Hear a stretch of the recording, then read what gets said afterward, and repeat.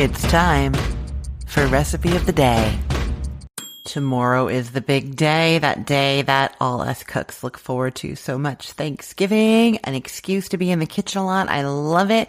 I am so in the mood. So much so, actually, there is somebody on my roof right now installing Christmas lights walking around up there because 'tis the season, right? I am recording anyways though because I really want to get this to you for the day before Thanksgiving, and so I'm not waiting even though there might be the odd clumping noise. I apologize. So today I am telling you how to make an easy broccoli cheese casserole. This is a really wonderful side dish if you need an extra one. It's very simple, comes together really easily, very, very, very delicious, and I can't wait for you to try it. So you're going to start by preheating the oven to 350 degrees Fahrenheit. That is if you're going to make it immediately. This actually can be assembled ahead of time, put in the fridge overnight, and then cooked on the day of. So I will tell you what to do for that later. But assuming you're going to make it right when you start, preheat the oven to 350 degrees Fahrenheit, and then you're going to chop up an onion and heat a large skillet over medium heat. Add 3 tablespoons of butter to the skillet along with that onion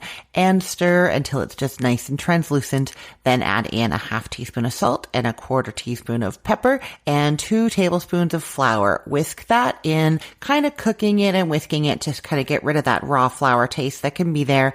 And then you're going to add 1.5 cups of milk. That can be fat-free milk, skim milk, or whole milk, 2% milk. All of it is fine. You could also use canned evaporated milk if you wanted. And that was 1.5 cups of that milk plus 2 cans of cream of chicken soup. Those are the 10.5 ounce cans. Now, the canned soup is just kind of classic in casseroles like this, but if you don't want to use it, don't worry. I'm going to tell you what to do at the end. I'm going to continue with this recipe for now, and then I'll circle back and explain what to do if you don't want to use the canned condensed soup later. So for now, you've added in 1.5 cups of milk and 2 cans of that cream of chicken soup. Stir it well, turn the heat down to low, and that's when you can get your broccoli ready. You need 1 head of broccoli broken down into little florets, and you can peel the stem and chop that and add that as well. Or if you wanted to, instead of the fresh broccoli, you can use a pound of frozen broccoli florets. If you're using the frozen, you just want to thaw them first. That is all.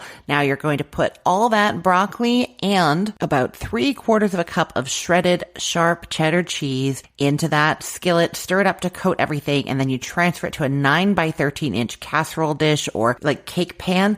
And then top it all with some panko breadcrumbs, 1 cup of panko breadcrumbs, sprinkle that over top, and then add another 1/4 cup of cheese to that. And then that goes into your 350 degree Fahrenheit oven for 25 to 30 minutes, just until it's all bubbling and golden. That is it. Now, I told you I would tell you what to do if you were making this ahead, and I would tell you what to do instead of the canned cream of chicken soup. So I'll start with the make ahead version. You would not preheat the oven right at the beginning. Instead, do everything the same, even pouring it into the casserole dish, but don't add the panko breadcrumbs or the last bit of cheese until just before you're planning to bake it. Instead, just cover that with plastic wrap or a lid, put it in the fridge until you're ready to cook it up. You're going to take it out of the fridge about 30 minutes before you want to start baking it, just so that everything has a chance to come up to room temperature. And you're going to bake it covered for 15 minutes and then add the panko breadcrumbs and the cheese to the top, and then bake it uncovered for the 25 to 30 minutes.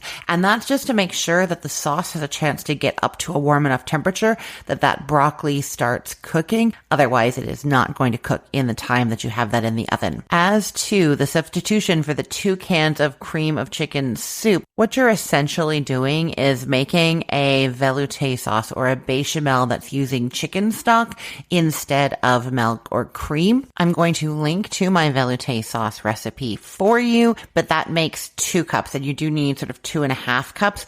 Essentially, you're going to do 4 tablespoons of unsalted butter, 4 tablespoons of flour, whisk that up until it forms a nice paste or roux.